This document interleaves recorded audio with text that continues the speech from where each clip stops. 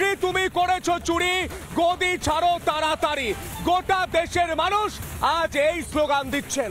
আজ গোটা বাংলার মানুষ জানতে চাইছেন মমতা বন্দ্যোপাধ্যায় তার ভাইয়ের, কারোর বৌমা, কারোর মেয়ে, কারোর স্ত্রী, কারোর ভাই, কারোর আত্মীয় স্বজনকে টাকার বিনিময়ে চাকরি করে দিয়েছেন।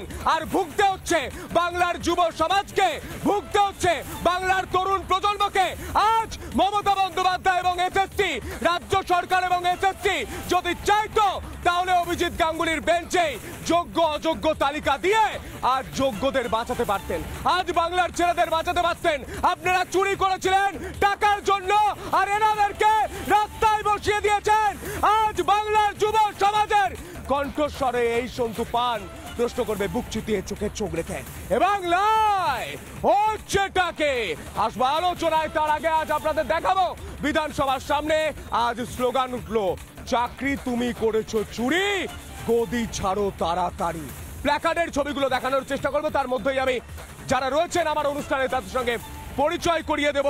আমার সঙ্গে ইতিমধ্যে এসে উপস্থিত হয়েছেন চাকরিহারা শিক্ষক শিক্ষিকারা, যারা বাংলার যুব সমাজ, যাদেরকে আজ রাস্তায় বসিয়ে দিয়েছেন রাজ্যের মুখ্যমন্ত্রী মমতা বন্দ্যোপাধ্যায়। আমার সঙ্গে রাজনৈতিক ব্যক্তিত্ব পরিচয় করে দেবো। আমার সঙ্গে রয়েছেন অরিত্র সাহা, রাজনৈতিক কর্মী, শাসক দল অর্থাৎ তৃণমূলের পক্ষে ব্যাট করবেন। আমার সঙ্গে রয়েছেন অরিজিৎ মুখার্জি, বিজেপির মুখপাত্র, বিজেপির হয়ে ব্যাট করবেন। আমার সঙ্গে রয়েছেন সোমজিৎ ঘোষ, ছাত্র। আমার সঙ্গে রয়েছেন প্রিয়ন্তী রয়, বিজেপির মুখপাত্র। আমার সঙ্গে রয়েছেন মানস সেন চৌধুরী, রাজনৈতিক কর্মী, শাসক দলের পক্ষে ব্যাট করবেন। আমি প্রথমেই চিন্ময়কে দিয়ে শুরু করার চেষ্টা করব। আমি পরিষ্কার জানার চেষ্টা করব, আজ যে তালিকা প্রকাশ করেছে এসএসসি দীর্ঘ টালবাহানার পর, এই তালিকা যদি আগে প্রকাশ হতো তাহলে আজকে কি আপনাদের রাস্তায় দাঁড়িয়ে থাকতে হতো? না, একদমই নয়। ব্যাপারটা হচ্ছে, যখন আমরা হাইকোর্টে যখন এই কেসটা চলছিল সিঙ্গেল বেঞ্চে, তখনই যদি এই কারা কারা অযোগ্য সেই তালিকা যদি দিয়ে দেওয়া হতো তাহলে এত দূর আসতোই না। এতদিনে আমরা সবাই ভালোভাবেই চাকরিটা করতে পারতাম, এই টালবাহানার মধ্যে পড়তে হতো না। এটা দেওয়া হলো না কেন, কি মনে? দেখুন, প্রথমে তো সেফগার্ড রাখার চেষ্টা করা হয়েছে, এটা তো স্বাভাবিক, সেই জন্যই সেই সময় দেওয়া হয়নি। কিন্তু এখন এসে আর কিছু করার নেই, সেই জন্য না পেরে অবশেষে দিতে হয়েছে। তবে এটাও ঠিক যে সিবিআই যে লিস্ট খুঁজে বার করেছিল কারা কারা অযোগ্য, সেটা কিন্তু আজ থেকে 2-3 বছর আগেই জমা করা হয়েছিল কোর্টে। 2-3 বছর আগে সিবিআই লিস্ট জমা দিয়ে দিয়েছে, সেই তালিকার ভিত্তিতে এসএসসি তালিকা তৈরি করছে। কিন্তু প্রথমে কেন দিল না?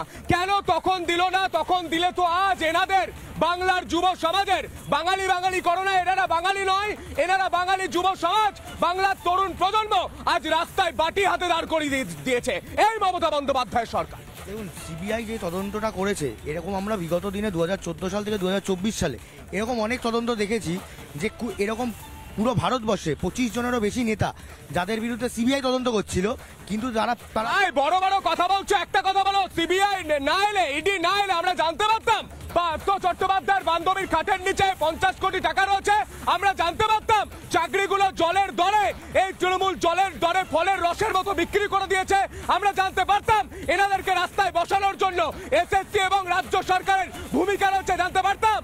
সিবিআই আসার পরে এটাও জানতে পেরেছিলাম যে রাখাল বেড়া এবং চিনু হাজরা এরাও এনাদের চাকরি চুরির পেছনে করেছে। তো যদি করে থাকে দোষিত, কিন্তু কার হাত দিয়ে করেছে? কার হাত দিয়ে করেছে? কার হাত দিয়ে করেছে? কার হাত দিয়ে করেছে? মমতা বন্দ্যোপাধ্যায় এবং পার্থ চট্টোপাধ্যায়ের হাত দিয়ে। হ্যাঁ কি না? হ্যাঁ কি না? কেন তালিকা দেয়নি? কেন তালিকা দেয়নি আগে? কেন এনারা আবার পরীক্ষায় বসবে? চোখে চোখ রেখে উত্তর দাও, এনারা আবার কেন পরীক্ষায় বসবে? এনারা কত যোগ্যতার প্রমাণ দেবে? মমতা বন্দ্যোপাধ্যায় প্রমাণ দেবে, আবার ভোটে দাঁড়িয়ে প্রমাণ দেবে। গোটা বাংলার মানুষ আজ বলছেন চাকরি তুমি করেছো চুরি, গদি ছাড়ো তাড়াতাড়ি। নানা ধরনের কন্টেন্ট দেখার জন্য লাইক করুন, শেয়ার করুন আমাদের ফেসবুক পেজ, সাবস্ক্রাইব করুন আমাদের ইউটিউব চ্যানেল। পাশাপাশি অন্যান্য ব্রেকিং নিউজের জন্য অবশ্যই চোখ রাখুন রিপাবলিক বাংলায়।